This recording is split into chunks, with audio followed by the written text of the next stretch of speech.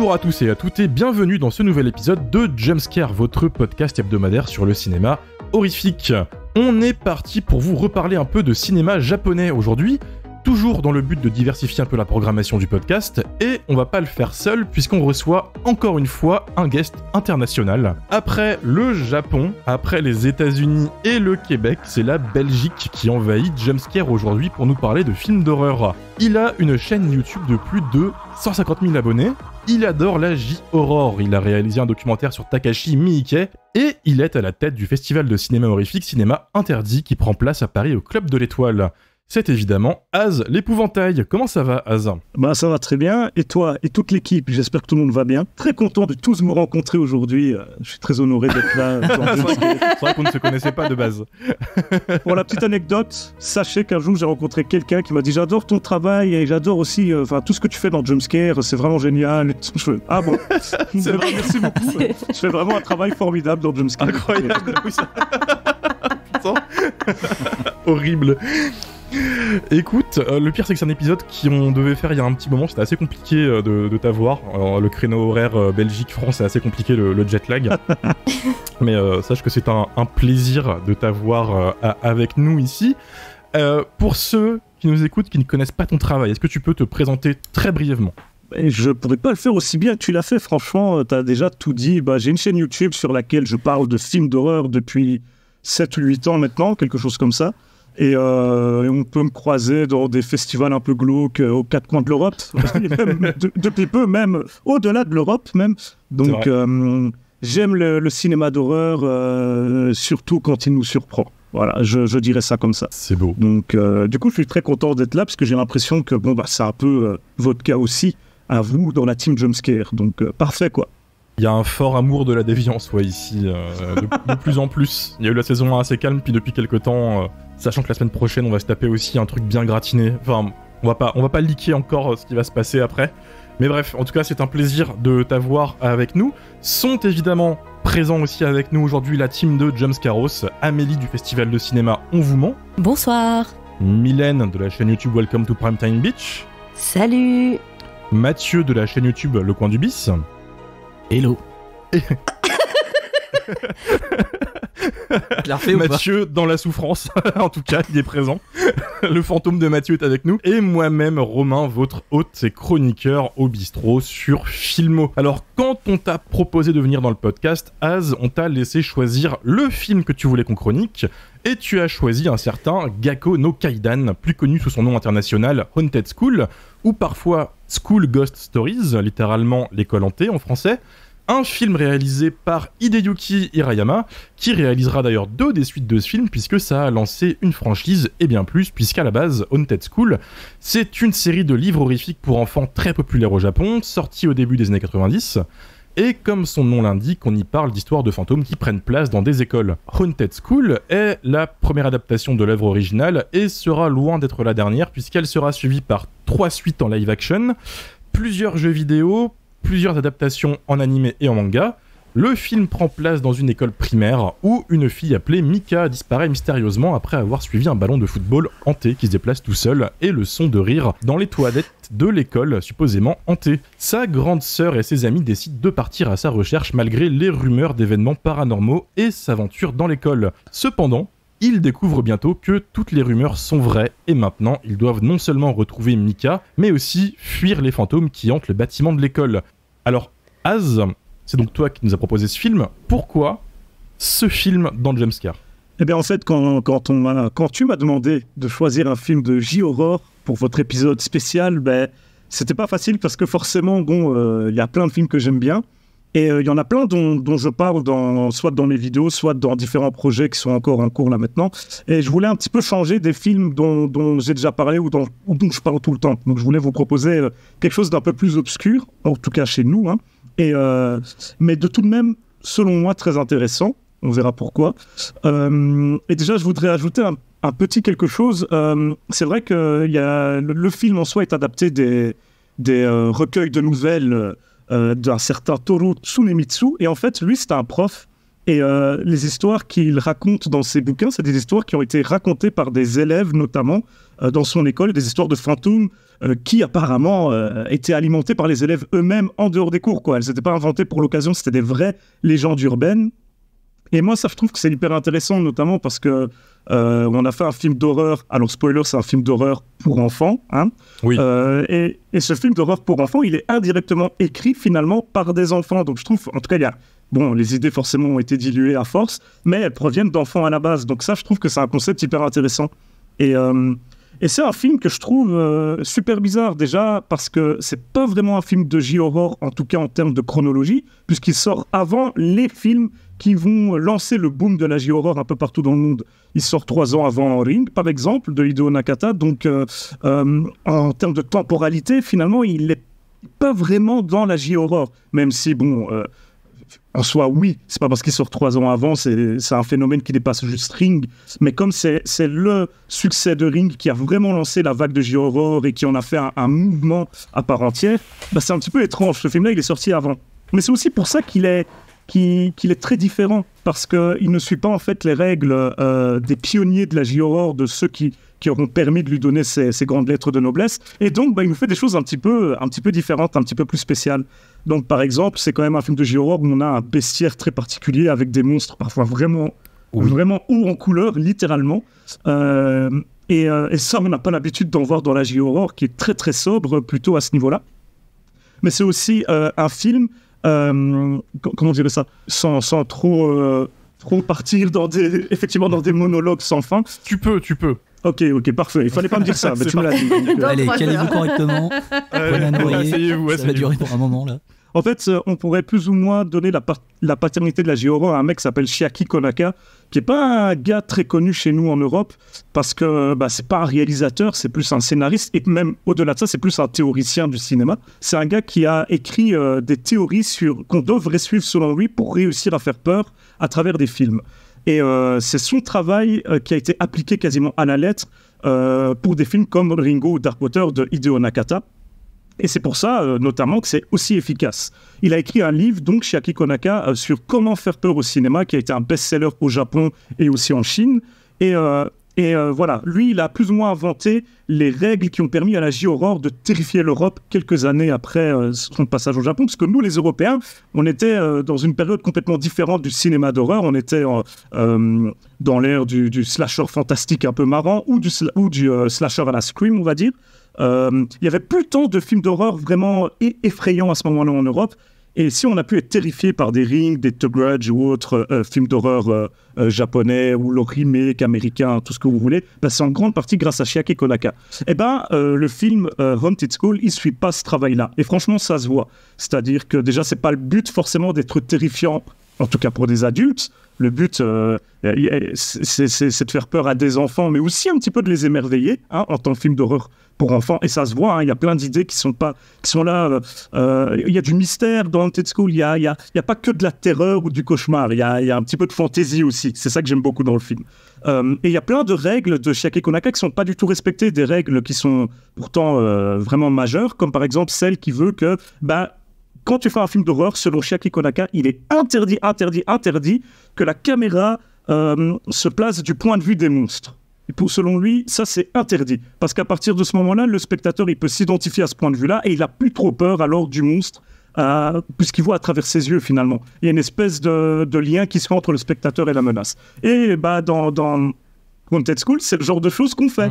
On s'en fiche un petit peu, c'est pas grave. Et c'est vrai que ça avait été une des grandes critiques lors de sa sortie, que ce soit au Japon ou aux États-Unis. Chez nous, la sortie a été vraiment soit confidentielle, soit carrément il n'y en a pas eu. Mais aux États-Unis, il y a eu une sortie et les critiques disaient que, malgré plein de bons points, le film ne fait jamais peur selon eux et la menace, il n'y a jamais vraiment de menace en fait pour eux. Bon, on sera d'accord ou pas avec, mais toujours est-il que c'est un avis qui était vachement répandu. Et qu'on peut mettre du coup en opposition forcément à des films comme Ring ou tous ces films de fantômes japonais où là il n'y a que ça, de la menace surnaturelle assez terrifiante.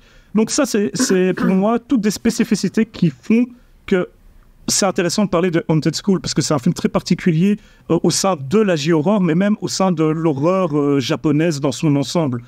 Aussi parce que je trouve, et là je pense que, allez, j'ai bon espoir qu'on se rejoigne tous là-dessus, qu'en termes d'imagerie, le film est fou, quoi. Le film, il tente plein de choses, et même en termes de type d'effets spéciaux différents, c'est vraiment dingue, quoi. Il y a quelques effets numériques. Alors, on se croirait parfois dans un film des années 80, alors qu'il est sorti 15 ans plus tard, mais ça lui ajoute limite un petit charme...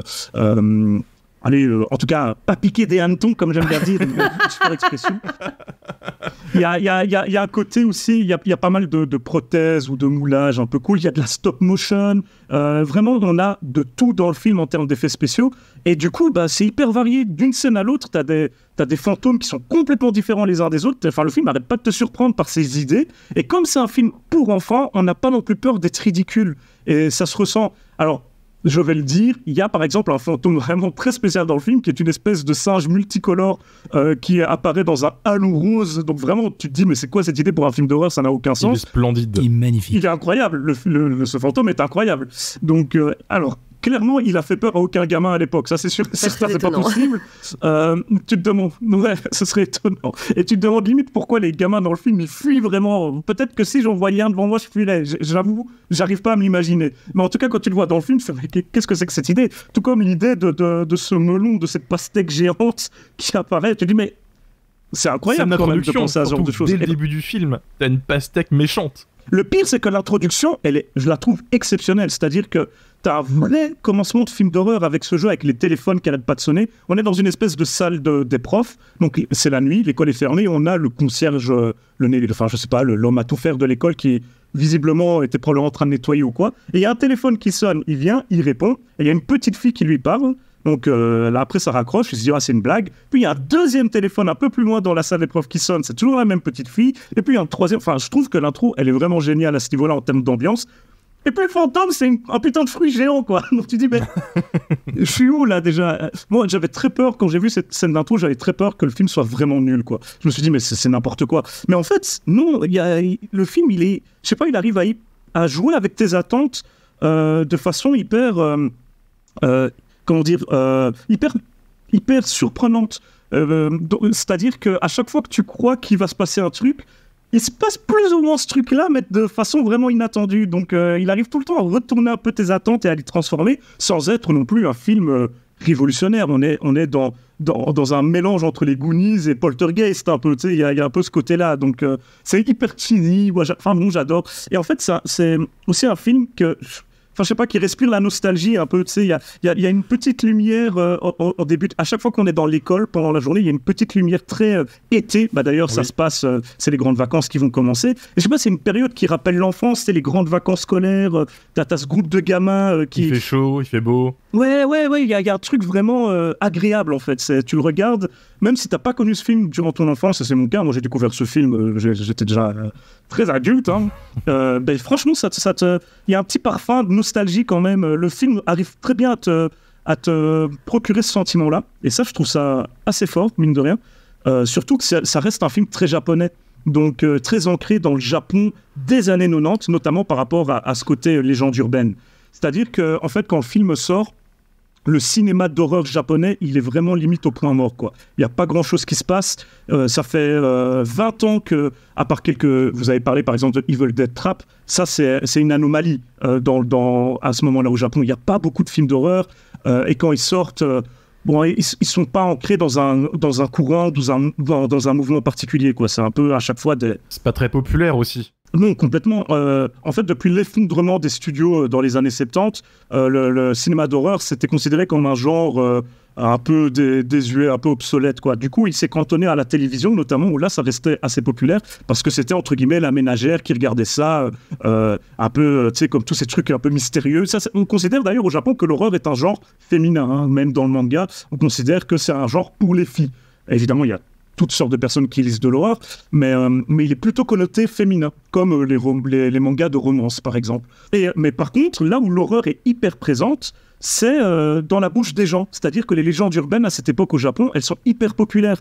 Et notamment dans les cours de récré. Dans les cours de récré, là, les gamins, ils parlent de plein de phénomènes. Par exemple, Hanako-san, la fille des toilettes, Hanako-chan, qui est cité dans le film, notamment. On parle du personnage de Hanako, c'est les élèves qui parlent de ce personnage au professeur qui leur dit qui est Hanako, dans quelle classe est-elle. En fait, on fait référence évidemment à la Hanako de la légende urbaine. Et le personnage de petite fille habillée en rouge qu'on voit, ça pourrait être Hanako, même si dans les légendes urbaines, elle est bloquée dans les toilettes du 3e étage de mémoire. Là, ici, elle se balade un peu plus. Mais il y a également Kushisake Onna, la femme à la bouche fendue qui apparaît dans le film. Et en plus, avec un maquillage vraiment pour le coup... Si je l'avais vue enfant, elle m'aurait sans doute terrifié. Elle est creepy, elle est super creepy. Ouais, pour un film pour enfants, elle est... En plus, elle apparaît comme ça, y a rien qui la met en place. Il n'y a pas de transition et cette scène est vraiment hyper horrifique, je trouve, pour un film pour enfants. Je la trouve vraiment terrifiante. C'est une infirmière scolaire, il me semble. Je suis d'accord. Ce fantôme, il marche très bien.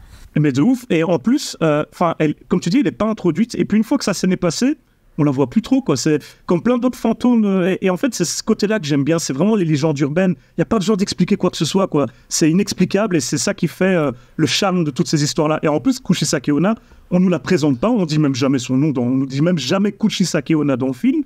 Et elle va dire sa fameuse phrase « Est-ce que tu me trouves belle ? Est-ce que je suis belle ?» C'est sa fameuse phrase dans la légende. Pour moi, ça s'arrête là. Tous les gens qui connaissent la légende, ils l'ont reconnue. Et les gens qui la connaissent pas, ils ont pris leur petit coup un peu ils sont pas bien, quoi. C'est surtout si c'est des gamins, je pense que là, pour le coup, ça devait être assez effrayant. Et il y a 2-3 autres moments comme ça dans le film où, pour les gamins, c'est trash quand même.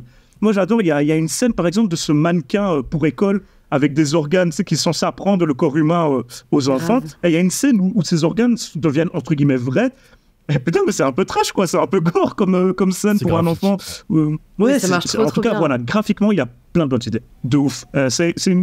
Il y a par exemple aussi les scènes avec toutes des animaux à disséquer, on suppose, dans des bocaux, qui commencent à bouger. Je trouve que ça marche à mort, c'est trop bien. Mais par contre, c'est un peu gore, quoi. C'est quand même des grenouilles au ventre ouvert avec leurs tripes à l'air qui commencent à bouger, à faire des bruits et tout. Mais moi, j'adore l'idée. Surtout que la personne qui gère les effets spéciaux du film n'est même pas quelqu'un qui bosse dans les VFX de base, dans les SFX, pardon.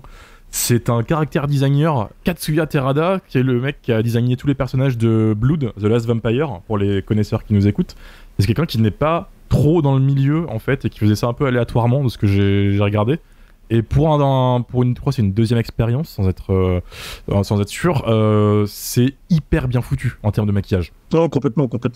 Non, c'est hyper étonnant, et en plus, il y a des trucs qui sont quand même, j'irai pas jusqu'à dire avant-gardistes parce qu'il faut pas pousser, mais quand même un petit peu inattendu pour l'époque, encore une fois dans ce contexte japonais, comme par exemple, il y a un moment où il croise un personnage qui est géant, et je trouve que la scène, c'est pas forcément la mieux faite du film, mais je trouve qu'elle est... Enfin, encore une fois, c'est inattendu, quoi, comme idée de... Et je trouve que... je crois que c'est de la superposition, là, qui font beaucoup. Ça marche quand même bien. Et c'est en fait ce truc de se dire... On imagine, voilà, ils ont pris plusieurs des histoires, des recueils de légendes urbaines issues donc des histoires de ce professeur-là. Ils se sont dit, on va toutes les adapter dans un film, toutes ces légendes-là. Et c'est pour ça qu'on a en fait, c'est comme si on avait une succession de petites scénettes dans le film où les enfants vont passer d'une scène à l'autre, où à chaque fois, il y a un personnage différent, il y a un fantôme différent. Et puis finalement, il y a très peu d'attaques en tant que telles. La plupart des fantômes, ils s'attaquent pas vraiment. Et ça, j'aime bien aussi ce côté-là, c'est-à-dire que dans les légendes urbaines japonaises et dans plein d'autres légendes du même genre, les fantômes, ils sont pas toujours méchants, en fait. Ils sont là. Et ça me fait par exemple penser aux Scary True Stories. C'est des espèces de films à sketch japonais sur lesquels plein de grands noms du cinéma d'horreur japonais se sont fait un peu les dents au début de leur carrière, et notamment Norio Tsuruta qui en avait fait pas mal. Et c'était souvent des petites intrigues où tu avais un fantôme qui apparaissait dans un moment du quotidien, mais il y avait quasiment jamais d'attaque. C'était vraiment juste un personnage qui se balade par exemple dans une piscine, une piscine vide, et en fait il y a un fantôme qui arrive, et il y a la rencontre entre un vivant et un mort. Souvent le fantôme il parle pas. Souvent dans le cinéma japonais, les fantômes normalement ils parlent pas. C'est d'ailleurs une des grandes règles de Shiaki Konaka, parce qu'il trouve que si tu fais parler ton fantôme tout de suite, le fantôme il a l'air plus humain, donc il fait moins peur. Mais il n'y a pas de confrontation. L'humain a peur, donc il fuit, mais il n'y a pas d'attaque. Et en fait, c'est très japonais, ça, comme conception, parce que nous, contrairement au cinéma américain, où, selon moi, pour que le film y vive, il faut qu'il y ait confrontation, il faut qu'il y ait conflit, et dans le cinéma japonais, c'est pas du tout le cas, quoi. Et d'ailleurs, c'est ce qui rend aussi toutes ces histoires plus réelles aux yeux des gens. C'est-à-dire qu'il n'y a pas de truc un peu grandiloquent, de combat contre un fantôme ou quoi. C'est juste une rencontre un peu surnaturelle qui dure quelques secondes souvent, sur une histoire de quelques minutes. Et souvent, la plupart des épisodes... Il y a beaucoup d'épisodes de Scary True Stories qui se passent dans des écoles. Et d'ailleurs, Norio Tsuruta, il a réalisé un film qui s'appelle à l'international An Haunted School. Donc ça ressemble un peu, il a juste rajouté Anne devant. Et c'est aussi un film qui se passe donc dans une école. Et il a fait plein d'autres trucs comme ça. Il a fait plein de films qui se passent dans des écoles parce que c'est devenu limite un sous-genre au Japon. Les histoires de fantômes qui se passent dans des écoles, c'est un truc hyper populaire. Encore aujourd'hui, ça fonctionne bien. Donc, ouais, c'est ça. Et puis même quand t'es... Enfin, je sais pas, même... en tant qu'adulte, les trucs qui se passent dans des écoles, tu sais, t'as quand même toujours ce petit sentiment un peu de nostalgie. On a tous été à l'école, finalement. Tous. Donc, tout le monde connaît le lieu, ouais. Tu peux pervertir le lieu, tout le monde va capter, en fait. Quel que soit le pays. Je pense. Moi, par exemple, j'étais dans une école catholique, la Sainte Trinité à Bruxelles, et en fait, il y avait des sœurs qui vivaient dans l'école. Alors, je peux te dire que pour nous, dans la cour de récré, il y avait des légendes un peu terrifiantes par rapport à ça, parce qu'il y avait une aile de l'école qui était réservée aux sœurs, des sœurs hyper vieilles, tu vois. Pour nous, gamins de 7-8 ans, c'était un peu étrange d'imaginer ça, quoi. Donc, des démons. Bah, pas forcément des démons, mais en tout cas, quand on en discutait, en plus, c'était hyper gentil, les pauvres. Mais nous, on était un peu en mode, qu'est-ce qu'il y a? Attends, aller dans les appartements des sœurs. C'est à cet âge-là où l'imagination aussi carbure. De ouf. Mais du coup, quand moi, je regarde un film comme Haunted School, ça me rappelle un peu cette vibe-là, quoi. C'est-à-dire que si mes amis et moi, on avait pu se balader la nuit dans l'école, dans les appartements des sœurs, bah, c'est ça que ça me rappelle un peu, ce sentiment-là. Et je pense que tout le monde, bah, comme tous les films un peu à destination des enfants, je crois que tout le monde... Il y a ce côté où tu peux t'identifier un peu au personnage ou quoi.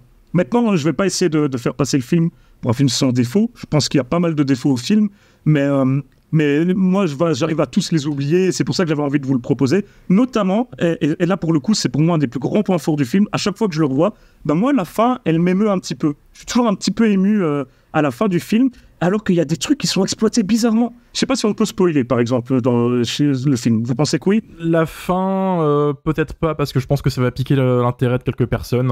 Ok. J'aimerais juste, du coup... Ah ouais, non, c'est difficile de parler de ça sans vraiment spoiler. Donc, ok, tant pis, mais je veux dire qu'à la fin, il y a un truc qui est émouvant, je trouve, mais qui est pas exploité comme on a l'habitude de le voir, quoi. Enfin, je veux dire, on s'y attarde, mais déjà, on s'y attarde à un moment dans une scène où il n'y a pas de musique, où il y a juste la caméra qui passe d'un visage grave à l'autre de nos protagonistes. Je trouve ça super bizarre comme idée, et je trouve que ça marche à mort en termes d'émotion.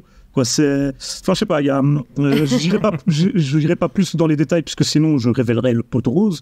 Mais voilà, je trouve que c'est un film qui nous fait passer par un peu toutes les émotions. On rit devant ce film, on est surpris à plusieurs reprises. Il y a 2-3 moments un peu effrayants, notamment le vrai antagoniste du film.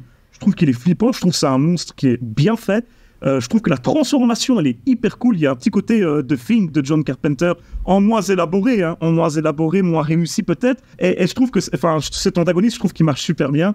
Et la confrontation finale, en plus dans un décor d'école inversée, où tous ces moments-là, je les trouve géniaux. Et du coup, il y a toutes ces idées géniales, elles me permettent d'oublier les idées un peu moins réussies et les côtés qui ont un peu plus vieilli. Et peut-être aussi le jeu des acteurs c'est des enfants, mais il est souvent approximatif, je trouve. Surtout qu'en plus, c'est aussi le jeu à la japonaise où on n'hésite pas à exagérer. Alors, quand c'est des enfants qui le font, je trouve que très vite, on part dans du jeu vraiment mauvais. Mais c'est pas grave, moi j'arrive à oublier tout ça grâce à toutes les bonnes idées du film. Et je veux dire, même dans les trucs un peu anodins, on a des bonnes idées, comme cette maman célibataire là, qui est garagiste, qui répare des motos. Enfin, je veux dire, la maman, elle est hyper badass. Et en plus, après, quand il faut, elle arrive avec tout son gang de Bosuzuku, là, pour aller aider les personnages principaux. Enfin, c'est une scène hyper étrange quand tu réfléchis. Mais le personnage, il est génial. Et c'est hyper inhabituel comme personnage. La maman célibataire qui, avec son gang de motards, là. Mais sans être non plus dans l'exagération. C'est pas une meuf qui commence à castagner tout le monde. Non, c'est juste une meuf un peu badass et qui vient chercher son gamin. Il y a plein d'idées comme ça que je trouve, elles marchent à mort. J'y crois à cette école, je crois à ce personnage de professeur, bref. Alors qu'on est dans un film avec des fruits géants qui attaquent les gens, j'arrive à croire à ce qu'on me propose et moi je trouve que c'est quand même une belle prouesse. Donc, la conclusion de malade. C'est un peu ça, et je trouve que ça veut tout dire, tu vois. Si t'arrives à accepter ça, dit beaucoup. C'est que le film il a quand même réussi ce qu'il voulait faire, quoi. T'aurais pas pu mieux le vendre, je pense. Ouais. Est-ce que t'as un ou deux mots à dire sur les suites? Parce que j'ai vu qu'il y en avait 4. Ouais. Est-ce que tu les as vus? J'ai vu le 2 il y a longtemps, et du coup, j'en ai peu de souvenirs. En plus, c'est le seul qui n'est pas réalisé par le même réal, qui est revenu pour le 3 et le 4, et qui fait pas le 2. De souvenirs, c'était pas très bon, mais je vais pas trop. Ils sont super durs à trouver en fait. Les suites sont beaucoup plus dures à trouver que le premier de mémoire. Et en fait, j'en ai très très peu de souvenirs. Mais même le 1 est pas facile à trouver. Je pense qu'il faut le dire, c'est un film qui est pas trouvable en France déjà de base très facilement. Il est pas trouvable du tout en fait, à part en import, tu le trouves pas. Donc, c'est ça. Faut trouver de l'import.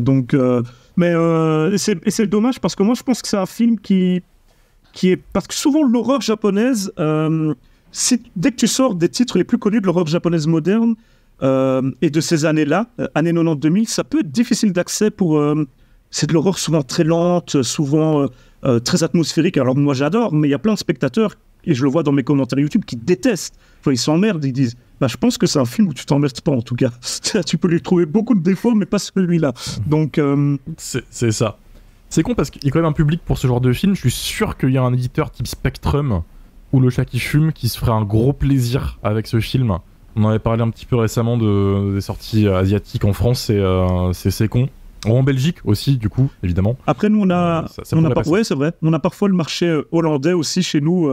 Quand tu parles néerlandais, forcément, donc c'est pas tous les Belges qui parlent néerlandais, mais du coup, on a des fois accès à plus de films. Mais celui-là, non, à ma connaissance, il n'est pas accessible non plus via ces marchés-là. Donc, Merci, en tout cas, d'avoir si bien vendu le film. On va voir s'il a plu au reste de l'équipe.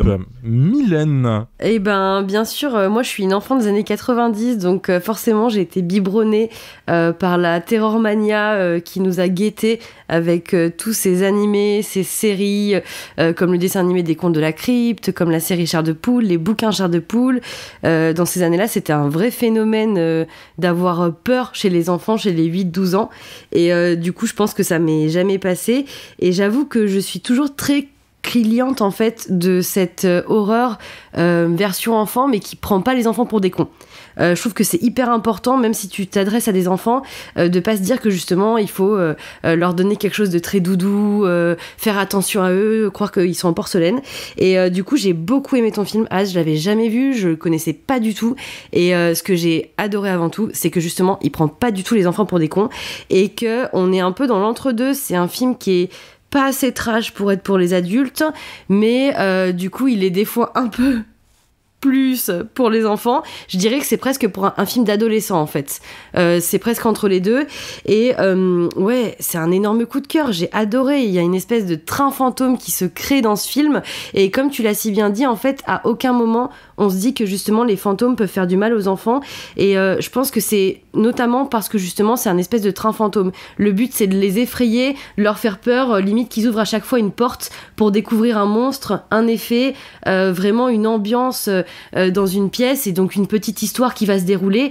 Et en fait c'est pas grave s'il n'y a pas d'impact, s'ils sont pas en danger, donc à part le fait qu'il faut sortir de cette école. Et du coup je trouve que c'est peut-être pour ça que c'est sûr qu'il s'adresse à des enfants, parce qu'il n'y a pas de danger de mort et il n'y a pas cette peur de se dire on peut perdre un personnage. Et comme tu l'as si bien dit, les effets spéciaux ils sont incroyable. Moi j'ai pris vraiment du plaisir, j'avais l'impression d'avoir à nouveau 12 ans, de me retrouver devant un Fais-moi peur ou un Chair de Poule et de découvrir un peu tous les effets qui arrivaient. Notamment j'ai beaucoup aimé donc le modèle anatomique que j'ai trouvé très cool, tu l'as mentionné, et ça m'a fait penser à un film d'animation qui est sorti en 2012 si je me trompe pas, qui s'appelle After School Midnighters. Et justement c'est des enfants qui sont coincés dans une école la nuit et les modèles anatomiques vont se réveiller et tout, leur faire la vie dure, il y a des fantômes et donc ça m'a fait penser à cette ambiance là, j'ai trouvé ça très cool. Et il y a aussi la scène avec l'orchestre, les espèces de fantômes un peu genre zombies qui se retournent, et vraiment là je me suis revue en tant qu'enfant et encore une fois j'étais là, waouh, qu'est-ce qu'ils vont me sortir d'autre, qu'est-ce qui va apparaître, alors que pourtant j'ai 30 ans et je suis plus du tout le public, mais ça m'a remis dans une espèce de nostalgie. Je croyais que tu avais 22 ans, Mylène. Non, c'est Lily qui a 22 ans. C'est elle qui ment sur son âge. Pardon. Je ne mens pas sur mon âge, moi. Eh non. Non. Mais du coup, ça m'a fait rire parce que, en fait, dans les années 90, encore une fois, c'est l'énorme boom de produits donc horrifiques pour enfants. Et le film, il date de 95, donc on est pile dans cette mouvance-là. Et même si, du coup, il a une vibe très années 80 et qu'il est donc vraiment dans des effets qui font d'un autre temps, ben, bizarrement, il s'inclut bien dans cette mouvance-là de tout ce qui est produits horrifiques pour enfants, à la presque Ghostbusters, on va vraiment avoir des trucs très spooky. Enfin, moi, c'est un film que j'aurais kiffé voir en tant qu'enfant pour Halloween. Vraiment, ça aurait été un pur plaisir de le mettre à mes potes, juste pour se faire peur. Et encore une fois, bah, du coup, c'est un gros coup de cœur, c'est une superbe découverte. Comme tu l'as si bien dit, ça fonctionne trop bien. Les légendes urbaines, c'est à chaque fois des petits moments spooky. Les monstres sont trop cool.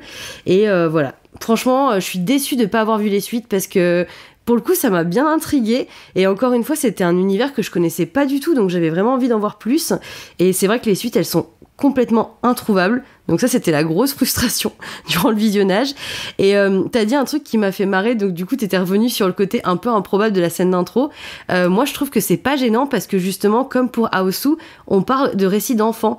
Et du coup, le fait qu'on ait des trucs qui sont un peu what the fuck et qui fonctionnent pas toujours, pour moi, ça colle parce que il y a un peu ce côté-là, justement, récits d'enfants qui fonctionnent pas toujours, en fait, parce qu'on n'est pas encore assez vieux pour construire une narration totalement cohérente. Et du coup, on reste quand même dans un espèce de cauchemar éveillé, et je pense que c'est ce qui donne aussi son charme au film et qui fait que ça fonctionne, ça plus les effets qui sont hyper quali et des personnages qui sont très pépites, justement comme Sen John Mayer, comme tu l'as dit, c'est personnellement mon personnage préféré. Donc voilà, c'est un total Mylène movie, il y a des lumières de partout, des fantômes, ça crie de partout, c'est une maison hantée, enfin une école hantée incroyable, et du coup voilà, c'est un petit coup de cœur pour moi, j'ai trop kiffé de découvrir. Et j'aimerais ajouter un petit truc par rapport à ce que tu dis, que effectivement le côté un peu fou de certaines scènes comme celle du fruit géant, bah, ça s'explique parce que bah, c'est des histoires d'enfants. Mais mieux encore, je trouve que l'humour du film, c'est vraiment un humour d'enfant. Alors on va rigoler sur des scènes où on va faire pipi dans l'école, on parle de vomi, machin, c'est des trucs un peu Mais en plus, le film, il arrive à utiliser ces trucs-là comme des éléments un peu dramatiques. Ça a un sens dans l'histoire plus tard, comme par exemple la scène où ils vont faire pipi dans l'école. C'est un peu, au début tu vois ça la première fois, non, en tout cas j'étais un peu, c'est quoi cette scène? Mais en fait plus tard, bah, ils se font engueuler par le fantôme d'un concierge parce qu'ils ont pissé dans l'école. Donc il y a un truc qui est, c'est utilisé quoi, c'est assez marrant. Et même par exemple les blagues à base de vomi, en fait, ça parle quand même un petit peu de harcèlement, mine de rien, harcèlement scolaire, ce qui est toujours un gros sujet au Japon, surtout qu'on donne des surnoms parce qu'il y a deux personnages qui sont appelés par, ils se font pas appeler justement, ils sont appelés par leurs autres camarades, les frères vomis, parce qu'il y en a un qui a dégueulé une fois quand ils étaient plus. Et ça c'est clairement un truc d'enfant en plus, de donner ce genre de surnom aux autres pour un truc qui est pas drôle du tout. Mais par contre, le film, il va jamais non plus pointer du doigt les enfants comme... même les enfants qui font ça, c'est jamais montré comme quelque chose de méchant ou quoi, c'est un truc d'enfant. C'est vraiment un film qui appartient aux enfants, je trouve. Et il y a cette ambiance... Enfin, ils sont jamais méchants, ils sont juste enfants, quoi. Et moi, j'aime bien ce côté-là. Donc, je te rejoins vraiment là-dessus. C'est pour ça qu'on peut lui pardonner des trucs complètement improbables, parce qu'en fait, c'est logique quand tu remets ça dans le contexte du film, quoi. Donc... complètement d'accord. Et trop content que t'aies aimé. Un Mylène movie de plus, du coup, dans ce podcast, pour changer. Est-ce que, Amélie, toi, ça t'a plu? Est-ce que tu connaissais le film, de base? Alors, non, je connaissais pas du tout le film, mais par contre, je connais suffisamment Az pour me dire oulala, qu'est-ce que ça va être encore cette fois. Étant donné que la dernière fois, tu m'as montré Musan-I, quand même. Je n'oublierai pas. Franchement, j'aurais bien aimé vous le proposer, mais c'est pas de la J-horror, j'aurais triché, quoi. Oui. Mais du coup, j'ai été très surprise de tomber sur un film d'horreur pour enfants. Je m'attendais à un truc dégueulasse, torture ou je sais pas. Et du coup, je me suis dit, ah tiens, qu'est-ce que c'est mignon. Moi, il y a un truc qui a fait que j'ai eu un petit peu de mal à me mettre dedans, c'est que, comme vous l'avez dit, c'est inspiré d'un recueil de nouvelles qui rassemble des histoires d'enfants. Et en fait, dans le récit, il y a quelque chose de très éclaté, comme ça, où on a plein d'éléments qui n'ont pas vraiment de lien ensemble. Ouais, c'est pas très linéaire. On a beaucoup de personnages. Voilà, c'est pas du tout linéaire, c'est presque... Effectivement, tu l'as dit, Mylène, c'est un train fantôme, quoi. Il rentre dans une pièce, il rencontre un fantôme, il crie, il fuit, hop, l'école...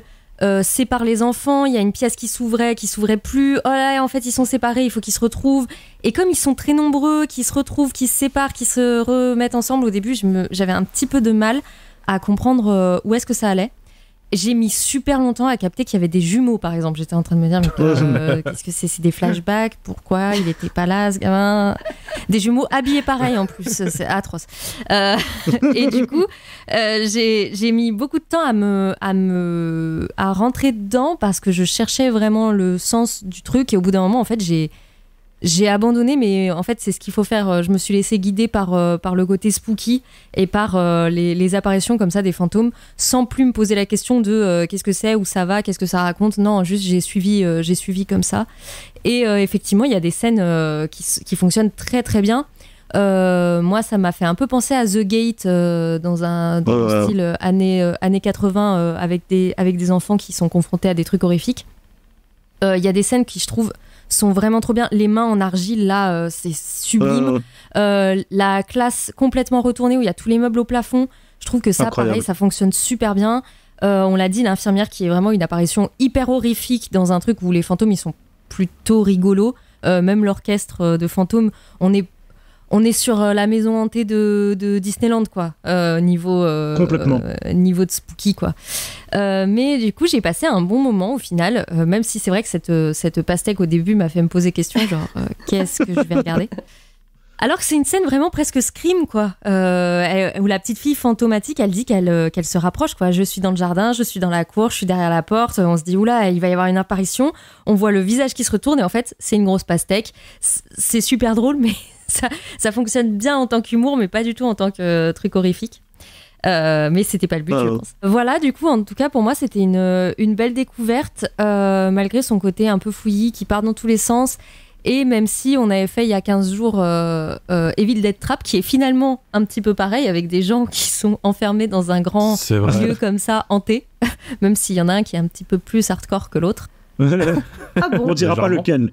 Est-ce que Haunted School n'est pas le Evil Dead Trap des enfants? Voilà, je vous laisse réfléchir là-dessus. Mais non, voilà, c'était une super belle découverte, même si je trouve qu'il y a effectivement dans le jeu des acteurs des trucs qui sont un petit peu trop ou un petit peu en dessous.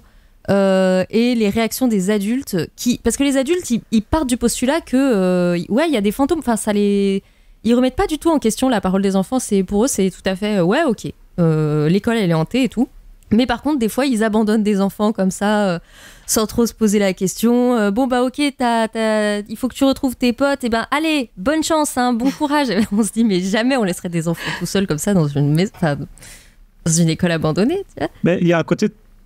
C'est intéressant ce que tu dis, parce que je pense que c'est hyper japonais. Parce qu'il ne faut pas oublier que c'est le Japon, qu'en termes de... Moi, par exemple, à chaque fois que j'y vais, je croise des enfants de genre 5 ans qui vont tout seuls à l'école, qui reviennent tout seuls. On ne voit pas ça ailleurs. C'est parce qu'au Japon, il n'y a pas beaucoup de... Ils sont hyper autonomes, quoi. Oui, et puis il n'y a pas beaucoup de criminalité, tout ça. Enfin, évidemment, tout est relativisé. Je ne suis pas en train de dire que c'est idyllique ou quoi que ce soit, mais par contre, c'est beaucoup plus safe, notamment pour les gamins. Et je pense que ce côté-là, ouais, par exemple, quand la toute petite fille, elle va chercher ses affaires à l'école, il y a genre personne dans l'école, il n'y a pas de prof, il n'y a rien, et elle revient après les cours. Enfin, je veux dire, il n'est pas 22h, quoi. L'école, elle vient de finir, elle était à 15 mètres plus loin dans la rue, elle revient, il n'y a plus personne, quoi. Et figure-toi que c'est pas la première fois que je vois ça dans des films, et pas forcément que dans des films d'horreur. Donc j'ai l'impression que c'est un truc, limite, l'école, elle est ouverte, surtout que c'est dans une ville de campagne que ça se passe, parce qu'on a une enfant qui dit à sa mère, ouais, moi je veux retourner à Tokyo. Donc on sait que c'est à la campagne. Donc en plus, il y a ce côté-là à rajouter. Donc c'est intéressant que tu le mentionnes, parce que je crois qu'effectivement, ça fait partie du film. Il y a ce côté japonais où, il est où l'enfant? Puis personne s'en inquiète trop, quoi. Voilà. C'est en pleine nuit, les gosses, ils sont enfermés dans une école et il n'y a pas vraiment quelqu'un qui s'en inquiète ou pas tant que ça. Enfin voilà, ils sont... Mais ça, c'est un petit côté, je dirais, c'est presque le syndrome Club des 5. Quand tu lis le Club des 5, c'est leurs parents, ils leur donnent une bouteille de limonade et 2 tranches de jambon et ils les laissent au milieu de la montagne en disant allez, bonnes vacances les enfants. Alors que personne ne ferait ça aujourd'hui, tu vois. Et là c'est pareil, c'est genre allez sauver vos enfants, vos potes qui sont dans une école hantée, bonne chance, je te laisse faire le rituel sacré, bisous, tu vois. Et genre ouais, ok, mais ça ajoute un petit charme, je trouve. Ouais, c'est le côté fantasy aussi. Tu sais, les enfants peuvent être les héros aussi. Et là d'ailleurs, c'est génial, là encore une fois, ce personnage de la jeune maman, quand elle vient avec ses motards, elle lui dit, voilà, je t'ai amené des gens, ils sont à ton service. Et c'est le petit gamin qui donne les ordres, quoi. Et t'as tous ces motards qui sont des espèces, de Posuzuko, donc des espèces de petites frappes, quoi, des petits voyous qui vont aider le gamin à faire ces gribouillis mystiques. Ouais, c'est incroyable. Mais quand t'es gamin et que tu regardes ça, ça fait un peu rêver, quoi. Tu te dis, toi aussi, tu peux être le héros, c'est toi qui viens sauver, qui vient résoudre les problèmes. Tout comme, il y a un moment, il y a la grande sœur qui cherche sa petite sœur, à un moment, elle arrive à sortir. Et puis, quand t'as la maman qui dit, bon, moi, je vais aller chercher mon fils dans l'école, elle dit, pas moi, je viens avec vous. Et les gamins viennent et les adultes sont, bon, d'accord. Un peu en mode, non, reste là, t'es un enfant, moi je suis l'adulte, j'y vais. Non, c'est les enfants, ils participent à l'action vraiment au même titre que les adultes. D'ailleurs, à partir du moment où le prof est là... Ah mais il est inutile le prof, je le trouve mou du bulbe. Ah non, il est incroyable. Il y a un côté vraiment où le film veut que les enfants soient au premier plan. Du coup, même quand le prof arrive et que tu dis, il va venir les aider, limite, il y a un enfant qui lui dit d'ailleurs, limite, il rend les choses pires, parce qu'à chaque fois qu'il arrive, il est avec un fantôme, et t'as un gamin qui lui crie, vous arrêtez pas d'apporter les fantômes avec vous. Il lui comprend pas pourquoi, mais ouais, il y a un côté où limite, il empire les choses. Puis, on comprend un peu que ce prof, c'est un grand enfant, en fait, aussi. On parle à un moment du fait qu'il va bientôt se marier, mais qu'il a pas trop envie et tout. En fait, c'est pas choquant qu'il soit avec eux dans le groupe un peu Club des 5, parce que lui-même est un adulte avec un esprit d'enfant. Donc, ça marche aussi, et c'est pour ça qu'il est un peu perdu et qu'il prend pas vraiment de vraies décisions, parce qu'il pourrait limite tous les prendre sous le bras et dire, allez, on se casse. Mais non, il le fait pas, donc. Mais c'est pas spécialement... C'est ça. C'est un gamin parmi les autres. Ouais. Et en plus, il y a plusieurs scènes qui vont dans ce sens-là. T'as complètement raison, parce que il y a les moments où il parle avec l'autre prof, où la prof lui demande s'il raconte pas des histoires un peu bizarres à ses élèves ou quoi, parce que c'est un peu aussi un clin d'œil au prof original qui a compilé toutes les histoires, quoi. Il est intéressé par ce genre d'histoire lui aussi. Et en plus, il est confronté un peu à son passé d'enfant, auquel je ne vais pas rentrer non plus dans les détails ici, mais c'est aussi c'est intéressant. Lui-même, il a une histoire, Il a une histoire dans l'école, c'est vrai. En fait, ça lui fait presque un flashback, quoi, toute cette complètement. aventure. Et cette aventure-là lui permet de faire quelque chose qu'il n'a pas pu faire quand il était enfant, finalement. Il y a ce côté-là, et peut-être parce qu'on parle aussi un peu de rite initiatique avec le film, dans le sens où, tu sais, c'est la fin de l'année, ce qui veut dire que les enfants sont dans une phase où ils grandissent, puisque l'année d'après, ils seront un peu plus grands. Et du coup, il y a ce truc où ils sont confrontés à plein de choses du passé, et notamment à la mort, sous une forme un peu particulière pour un film d'horreur. Ils sont un peu confrontés directement à la mort. Et moi, j'ai l'impression que c'est pour ça que Mylène, je crois que tu as totalement raison quand tu dis que c'est un film pour adolescents. Parce que là, on parle, les enfants, ils grandissent avec ce film-là. Et c'est pareil pour le prof. C'est une façon de dire au revoir à l'enfance, en fait. C'est vraiment un coming of age. Exactement. Et le prof, c'est limite pareil. Il avait peut-être que pour être un adulte accompli, il avait besoin de vivre aussi cette aventure-là. Il y a vraiment ce côté-là dans le film. C'est fait évidemment de façon légère, pas du tout pompeuse ou quoi. Et c'est justement pour ça que ça marche, je pense. Parce que le film se prend pas la tête, il raconte ça de façon très naturelle. Et du coup, c'est pour ça que c'est aussi feel good comme film. C'est vraiment ce côté, passage à l'âge adulte. Non, même pas, passage à l'adolescence petit à petit. Ouais. Et surtout, quand on a des enfants, ils sont tous d'âge différents. Ça aussi, c'est intéressant. Ils ont tous à un moment différent de leur enfance, quoi. Donc, je trouve ça aussi chouette comme idée. C'est pas 4 enfants qui... En plus, ils se connaissent pas vraiment au début. C'est des enfants qui se croisent, ils sont pas dans les mêmes classes, ils connaissent un peu les noms des autres et tout. Il y a des filles, des garçons. Vraiment, c'est vraiment chouette à ce niveau-là. C'est une très bonne idée, je pense. On va passer à Mathieu. Déjà, Mathieu, est-ce que tu es vivant ? Alors, moi-même, je me pose la question. Mais... voilà, vous entendez. Grosso modo, je lutte depuis une demi-heure pour pas tousser dans le micro. Mais voilà, j'ai une crève carabinée, donc je vais essayer de faire court. D'autant plus que voilà, vous avez dit pas mal de choses que je voulais dire aussi de mon côté. Mais grosso modo, voilà, pour moi, ça a été aussi une découverte. J'ai adoré vraiment le voir enfin, parce que j'en avais un petit peu entendu parler sans vraiment mettre forcément d'image dessus. Ce que j'ai beaucoup aimé, c'est que j'ai l'impression que c'est une espèce de film, peut-être pas la croisée des genres, mais qui arrive à un moment où un certain cinéma a tendance en fait à se raréfier, voire même à disparaître, et un autre commence en fait à émerger. Je m'explique, le film sort en 1995, et justement ce qu'on disait avant, enfin ce film à destination des enfants ou des jeunes adolescents, c'est quelque chose en fait qui a tendance à se peut-être pas disparaître, mais à devenir de plus en plus rare. Là où dans les années 80, on avait justement des les Goonies, Monster Squad, ce genre de trucs, ou même des films dont les héros étaient des jeunes enfants qui vivaient des fois des choses assez compliquées, enfin Stand By Me notamment. Ce genre de film à destination d'enfants, un petit peu effrayant, en fait on n'en voit plus forcément des masses, quoi. C'est soit, encore une fois, des films pour les tout petits, soit directement pour des grands adolescents qui sont déjà à la fac, qui ont déjà une sexualité active et tout.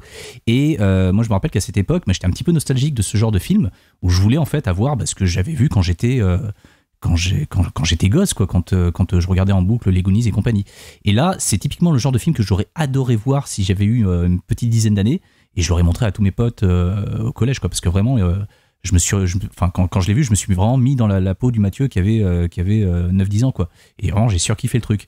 Et le film, il est aussi une espèce d'objet un petit peu bizarre, un petit peu bâtard, parce que il est à la croisée entre plusieurs trucs, notamment en termes d'effets spéciaux, c'est-à-dire qu'il mélange des techniques qui datent d'avant la révolution numérique. Donc il y a une scène qui se passe tout en stop motion, on a des maquillages à l'ancienne, donc en dur, qui donnent des fois de très très beaux résultats, notamment un monstre avec une transformation dont on a déjà parlé, que je vais pas spoiler, mais qui est vraiment très impressionnante et qui est une bonne usine à cauchemar, je pense, si en fait on a un gamin qui a pas forcément l'habitude de ce genre de film. Enfin, je trouve ça vraiment vraiment très réussi.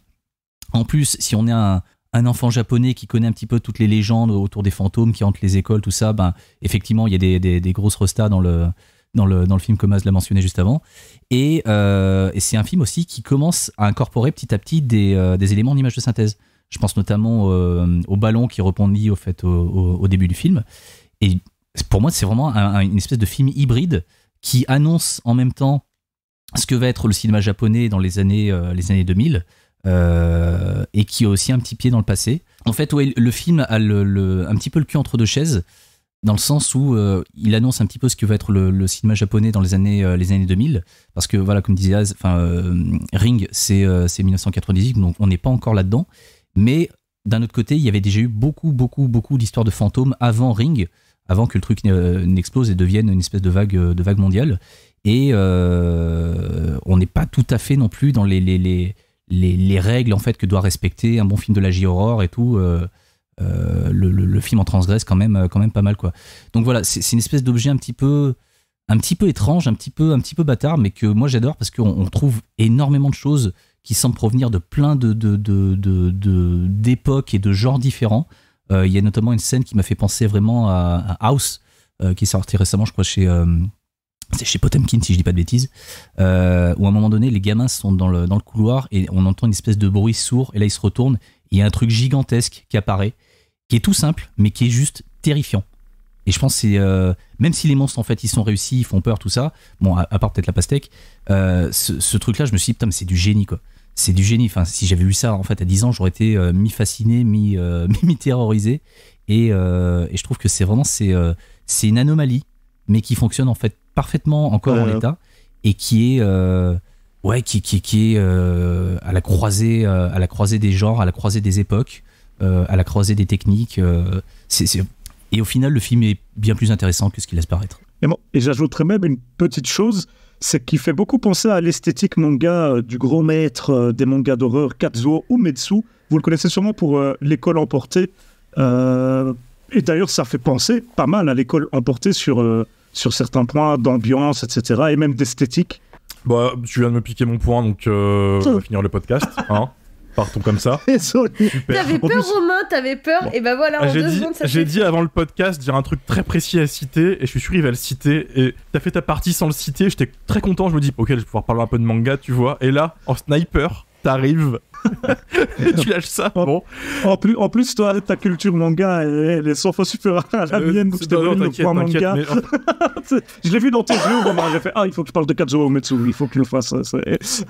Ouais, lisez L'école emportée, c'est un manga des années 70 où une école disparaît littéralement de sa rue, et on retrouve cette école quelque part dans une sorte de wasteland, et les gamins sont encore dedans et se disent, ok, qu'est-ce qu'on fait ? Ils doivent survivre dans cette école, sur un endroit en fait où il y a rien, voilà, sans trop en dire.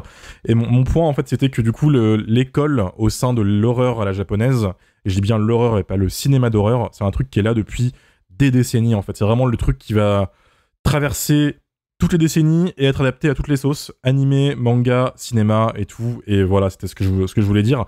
Et c'est peut-être un des meilleurs représentants, ce film, puisque c'est peut-être un des films d'école les plus réalistes dans sa manière de montrer les gamins, je trouve. Un peu chaotique, plutôt bien écrit, et tout, ça joue plutôt bien, je trouve. Parce que faire jouer des gamins, c'est toujours un peu compliqué. Les wannabe Goonies, ça peut vite devenir chiant quand c'est pas des très bons acteurs ou que tu diriges pas bien tes gamins, quoi. C'est dur de faire jouer des enfants comme il faut. Le premier truc qui m'a choqué quand j'ai vu le film, outre la pastèque méchante qu'attaque un mec dès la séquence d'introduction, et je dis bien qu'elle est méchante parce qu'elle se retourne et elle a un sourire méchant, tu vois. Il monte bien quand même. C'est à quel point le film il est bien shooté. Je sortais d'Evil Dead Trap quand je l'ai vu, donc ça change un petit peu en termes de cinématographie, pardonnez-moi, sans dire que Evil Dead Trap est mal shooté, c'est même très joli, mais c'est un peu crado en fait. Là, c'est très clean, c'est très bien cadré, il y a des vrais mouvements de caméra hyper pro, hyper bien faits. Et à ma grande surprise, j'ai été checker un petit peu, j'ai fouiné. Le chef-op, c'est Kozo Shibasaki. Est-ce que vous savez qui c'est ? Il a shooté un truc récemment qu'on a tous vu, et même un truc qui a gagné un Oscar. Ah, Godzilla ? Godzilla -1. C'est lui qui est derrière l'image de ce film, qui est un film magnifique en fait. En fait, il a fait que des dingueries en termes de film où il est chef-op. Et c'est une des grosses forces de ce film, qui a beau avoir quand même 30 ans maintenant, quasiment. Il tient encore bien la route visuellement, malgré quelques effets spéciaux vintage, comme vous les avez dit. Il est hyper beau. Il y a une version qui circule qui est plutôt propre, restaurée en tout cas. Ça a l'air d'être un Blu-ray.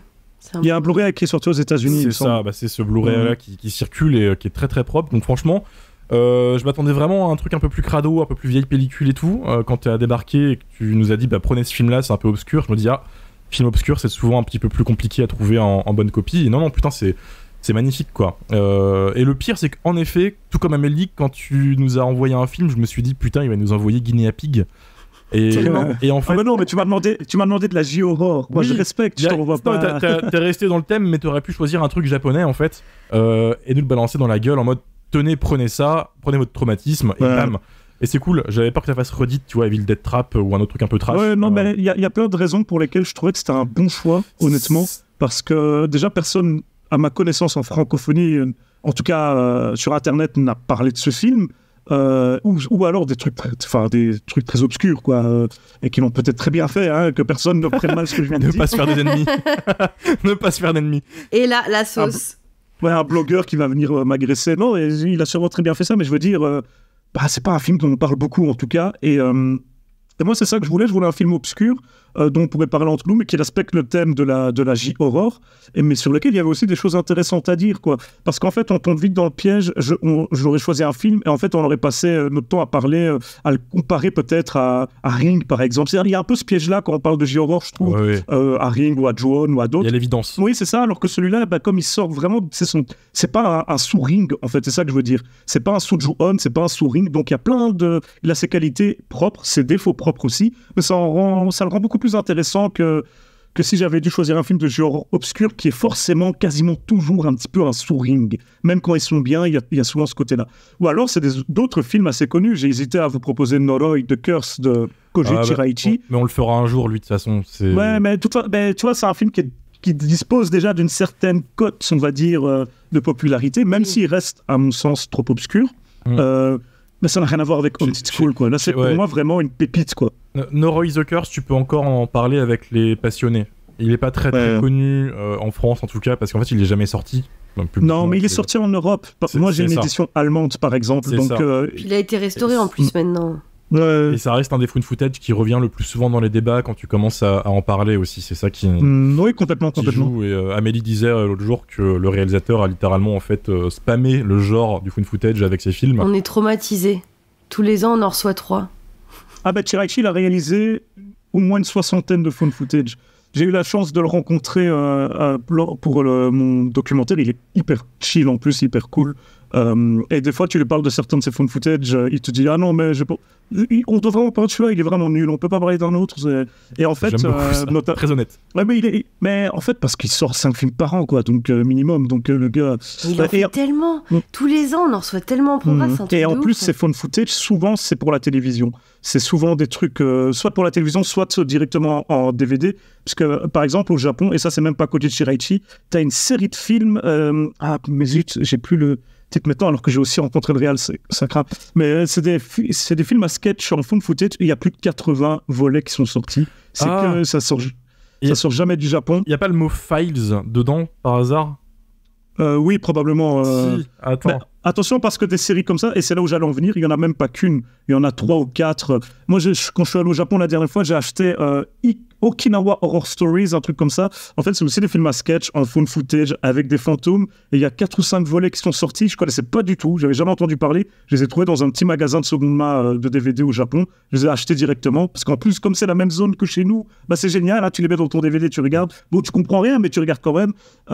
Et comme c'était. Et on va pas se mentir, tous ces films-là, même sans sous-titres. C'est pas grave. C'est des films à sketch. Il y a 3 lignes de dialogue dedans. C'est des courts-métrages avec. Bon, voilà. T'as pas besoin de comprendre ce que les personnages se disent au mot près, quoi. Tu comprends vite. Et du coup, on s'éloigne un peu, mais je trouve ça super intéressant parce que Shiraishi, pour moi, c'est un mastodonte, en fait, de l'horreur japonaise, alors que chez nous, il y en a qui en parlent encore comme un réel émergent, quoi. Tu vois, c'est la nouvelle génération. Il fait des films depuis 2000, hein. Il faisait des films à l'époque de Ring, lui aussi.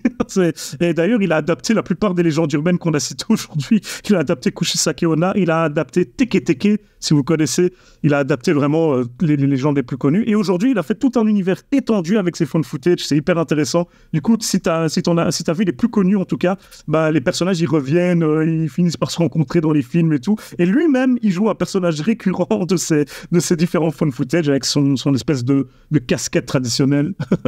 C'est pour ça qu'on n'en fait pas ici, en fait, parce que c'est pas un épisode d'1 heure qu'il faudrait faire sur ce gars. C'est ça le truc. Il faudrait mater beaucoup de ses films, faudrait limite lui parler, tu vois, qui nous explique un peu le délire, et avoir des spécialistes. Alors déjà, faudrait que tu reviennes.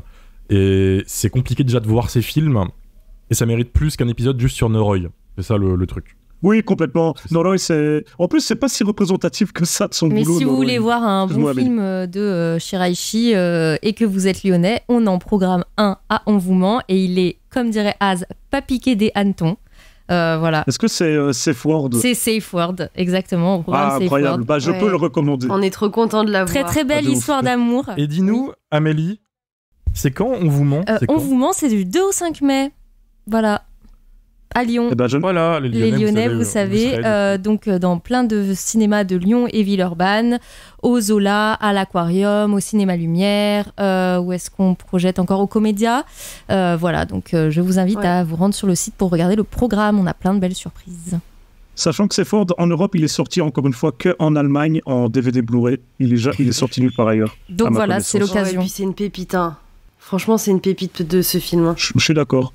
Il était dans mon top l'année dernière. Je vous rejoins tous du coup sur le fait que c'est un excellent film pour centrer le débat sur Haunted School. On va dévier pendant des heures sur le phone footage japonais, et Dieu sait que c'est un autre épisode de 3 heures qui peut arriver à tout moment. C'est un film qui est dur à trouver.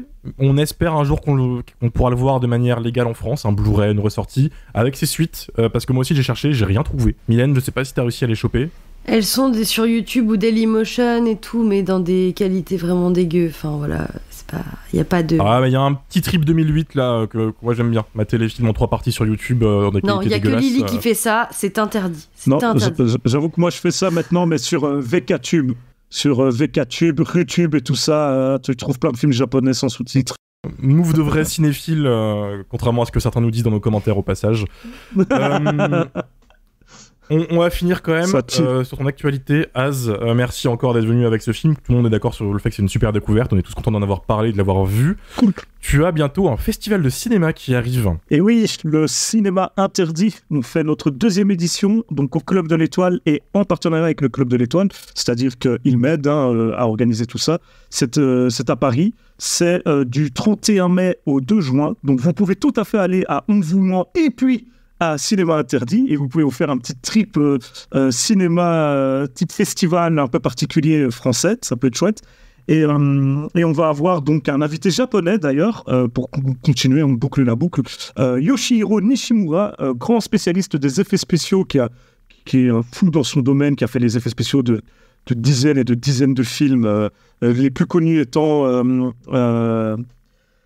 pas Godzilla Minus One, mais le Godzilla juste d'avant, dont là, le titre m'échappe. Shin Godzilla. tout à fait. Il fait partie de l'équipe aux effets spéciaux, ou alors l'adaptation de Shingeki no Kyojin, et surtout plein de splatters japonais vraiment horribles comme Machine Girl ou ce genre de choses. Et justement, il en a réalisé quelques-uns. C'est même l'un des réalisateurs les plus importants de la Sushi Typhoon, puisqu'il a réalisé des films comme Tokyo Gore Police, sorti avant, ou alors Hell Driver, par exemple.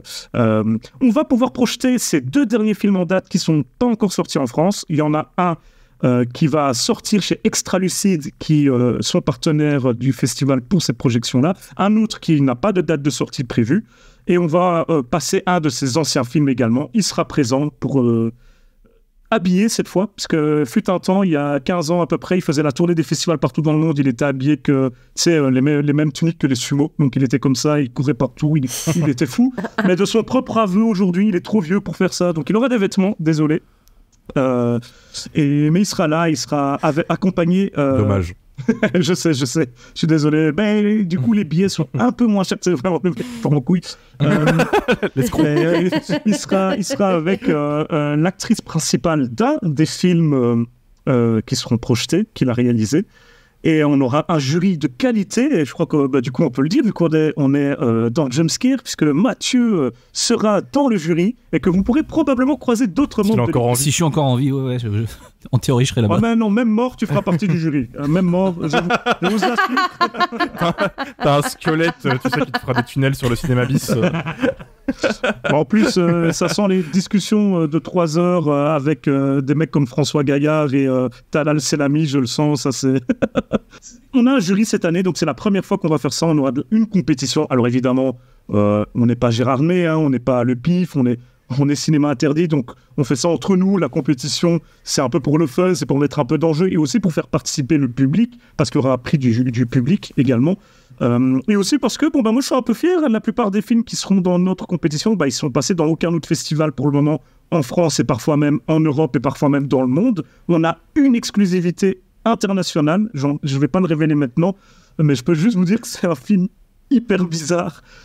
Alors je dirais jamais pour aucun des films projetés en compétition qui sont forcément bons, ok ? Ça n'a jamais été le but de Cinéma Interdit. Nous on est là pour vous proposer des choses que vous n'allez pas voir ailleurs. Parfois c'est bien, parfois c'est moins bien, d'accord ? Il le vend bien. C'était déjà le cas l'année dernière. On te connaît, Az. Ah, moi j'adore essayer de sortir de ce dont on a l'habitude. Mais si c'est votre cas aussi, si vous avez envie de voir des films un peu différents, il n'y a aucun film à Oscar à Cinéma Interdit, vous verrez par vous-même. Et il y a des trucs d'un peu partout. On a des films cette année japonais, argentins, canadiens, français, belges. Enfin voilà, vous allez vous faire plaisir si vous venez. Il y a de tout et franchement, c'est la bonne ambiance. Le Club de l'Étoile, c'est une très belle salle. Et voilà, et puis si tout ça, c'était pas assez pour vous convaincre, il y aura probablement des membres de Jumpscare qui se baladeront dans les couloirs, quoi. Donc, il y aura toi déjà, Az, apparemment t'as un Jumpscaros. Il paraît, mais moi je suis un escroc, j'essaie de m'attribuer la gloire des autres, tu sais. Jumpscare, oui, je connais très bien. Bien sûr, je l'ai créé, oui. Ouais, c'est moi, le créateur officieux. Je tire les ficelles. C'est vraiment le mec. C'est pas vrai du tout, hein. En fait, on n'arrête pas de dire que c'est un podcast nantais, lyonnais et tout. Non, c'est belge en fait, depuis le début. C'est un piège. Mais de toute façon, tout est belge. Tout. C'est vrai. Ouais, c'est un podcast international désormais. Voilà. Exactement. Saison 2, c'est vraiment l'arc international à fond. On va voir jusqu'où on peut aller. En effet, plus sérieusement, moi je serai là et Amélie, tu seras là aussi. Apparemment. Trop bien. On vous voit venir, les followers, les stickers, c'est un peu tôt. C'est parce que ça coûte cher à faire et on est un petit peu pauvre, mais au pire on pourra vous payer un Mars quoi, si besoin. Normalement pour cet été, le Mars ça coûte plus cher que le stickers. Mais ouais, grave. J'ai dit que je peux payer un Mars. J'ai pas dit que je peux payer des Mars. Vous le partagez. Vous aurez un Mars. Romain, il y aura des stickers cet été. Cet été, il y aura des stickers. Il y aura des stickers, c'est un autre événement qui arrive bientôt qui s'appelle le Stabaton. Mais il y aura des stickers. Normalement, il y aura des stickers parce que Mylène va me taper si je n'apporte pas des stickers, je pense. mais voilà, en tout cas, on se verra soit on vous ment pour certains, soit à Cinéma Interdit, soit au Stabaton en termes d'actualité. C'est pas mal, hein, en termes d'événements. Ouais, ça bombarde beaucoup ce temps-ci là. On est tous occupés, c'est vraiment trop bien tout ce qui se passe, ça fait plaisir. Merci d'être venu, Az. Merci pour l'invitation, c'était très cool. content que vous ayez aimé le film. J'avais un peu peur de ça, tu sais.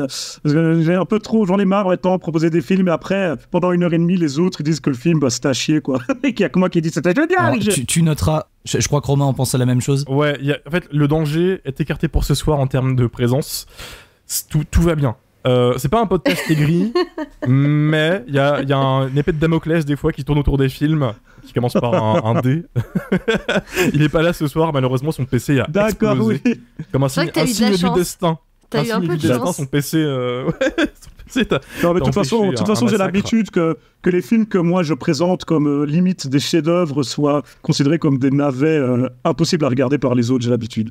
Je te comprends, c'est l'histoire de ma vie, je comprends. Ça. La comète. Ouais. Non mais faut savoir qu'avec As sur Sens Critique, parfois on est les seuls à noter les films, genre on se voit que tous les deux, et genre on a vu des purges pas possibles, genre des 2 sur 10, tu vois. Ouais, et c'est pour ça que quand les gens viennent me dire que tel film... techniquement très correct, c'est 1 sur 10, je me dis mais non, mais t'as pas vu un film qui vaut 1 sur 10. Parce que tu le sais quand tu vois le film. Mais oui, genre tu sais pas ce que c'est qu'un vrai 1 sur 10, sinon tu le saurais. Ouais.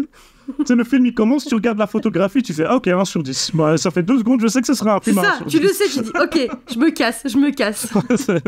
Et alors que non, on sait que tu te casses pas, tu regardes jusqu'au bout, et puis tu vas sur Sens Critique mettre ton 1 sur 10. Voilà. Grave. Voilà, vraiment de belle vie, quoi. C'est honteux. Écoutez, c'est fini pour aujourd'hui. Encore merci Az, encore merci bien sûr Mathieu qui a survécu. Merci Mylène, merci Amélie. N'hésitez pas à nous rejoindre sur les réseaux sociaux, Jumpscarecast sur Twitter et Instagram, 5 étoiles sur Apple Podcast, Spotify, Podcast Addict. N'hésitez pas aussi à vous abonner au podcast si vous êtes sur Spotify. On se retrouve la semaine prochaine pour un film bien Lilycore, comme on les aime, un certain Aerobic Killer. Mais non, incroyable.